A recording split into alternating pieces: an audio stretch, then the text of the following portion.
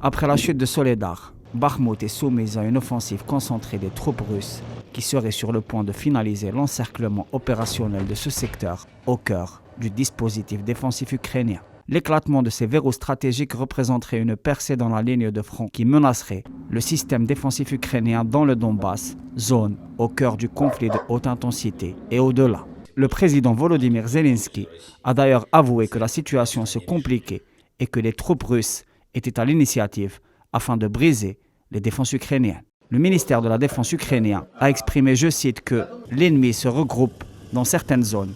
Il concentre ses principaux efforts sur la conduite d'opérations offensives dans les directions de Kupiansk, Liman, Bakhmout, Avdiivka et Novopavlivka. À ce propos, le ministre de la Défense ukrainien, Oleksiy Rezkinov, est empêtré dans un scandale de corruption qui touche le volet névralgique de l'approvisionnement des troupes ukrainiennes sur le front. À ce propos, un audit du département de la Défense a été confirmé par Rezkinov, alors que des perquisitions ont été opérées à l'encontre de personnalités, à l'instar de l'oligarque Igor Kolomoïski.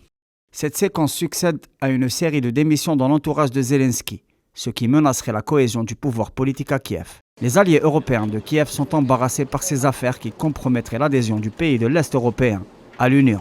La situation est donc difficile côté ukrainien, alors qu'un demi-million de personnes sont privées d'électricité à Odessa, dans le sud du pays. Cette situation expliquerait, selon certains observateurs, l'envoi hâté de missiles moyenne et longue portée, ainsi que de chars lourds occidentaux à Kiev, augurant d'une escalade dans le conflit et menaçant d'embrasement toute la région, pendant que le débat sur les livraisons éventuelles d'avions de chasse bat son plein.